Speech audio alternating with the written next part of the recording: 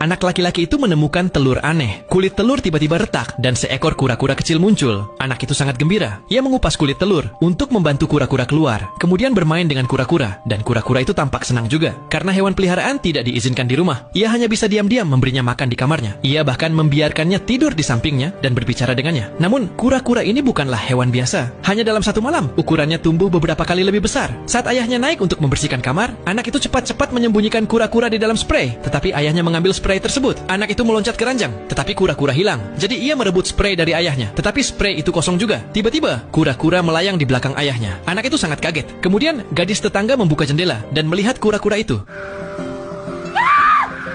Kura-kura terbang kembali ke tangan anak itu. Ia membuat isyarat. Gadis itu mengerti dan menyimpan rahasia untuknya. Karena kura-kura itu begitu aneh. Atas saran gadis itu, anak itu memutuskan melepaskannya ke laut. Tetapi kura-kura sudah mengakui dirinya sebagai tuannya. Ia tidak ingin kembali ke laut. Namun anak itu tetap berbalik dan pergi. Di jalan, ia masih merasa tidak peduli. Saat menoleh, kura-kura itu mengikutinya. Pada saat itu, sebuah truk lewat. Tanpa pilihan, anak itu hanya bisa menyelamatkan kura-kura tepat waktu. Melihat wajahnya yang lucu, ia memutuskan untuk mengadopsinya lagi. Tetapi hari itu, kura-kura menyelinap keluar dari laci. Ia terbang ke dapur dan melihat ayah sedang memasak. Namun tanpa sengaja terlempar ke dalam wajan dan meluncur ke lantai. Kemudian sebilah pisau dapur jatuh. Kura-kura ketakutan. Ia menembakkan bola api dari mulutnya dan cepat melarikan diri. Saat ayah kembali ke dapur, ia menemukan pisaunya sudah hangus. Ia sangat bingung. Keesokan harinya, anak itu menunjukkan kekuatan terbang kura-kura kepada teman-temannya. Gadis itu menemuinya. Ia berkata, kura-kura itu mungkin monster dari sebuah buku dan bisa menjadi raksasa. Namun, melihat kura-kura kecil itu, anak itu tidak percaya. Tak disangka, malam itu, kura-kura tumbuh beberapa kali lebih besar. Tanpa pilihan, ia membawanya keluar rumah dan menyembunyikannya di sebuah kabin gunung. Sejak saat itu, anak itu naik gunung setiap hari untuk menceritakan kegiatan sehari-harinya kepada kura-kura. Namun suatu hari, saat ia tiba di kabin, kura-kura sudah tidak ada. Tiba-tiba, siren serangan udara berbunyi. Ketika anak itu kembali ke kota, seekor kura-kura raksasa ditangkap oleh militer. Anak itu berlari mengejar mereka, memanggil namanya. Mendengar suaranya, kura-kura membuka matanya. Tetapi anak itu hanya bisa melihatnya dibawa pergi. Lalu, kura-kura itu diikat ke meja laboratorium. Para ilmuwan bersiap untuk melakukan eksperimen padanya. Namun tiba-tiba, laboratorium hancur. Seekor monster kadal muncul dan menghancurkan kota. Ayah dan anak itu mencoba melarikan diri. Tetapi monster kadal dengan cepat menemukan mereka. Tiba-tiba, gelombang kejut menghantam monster itu.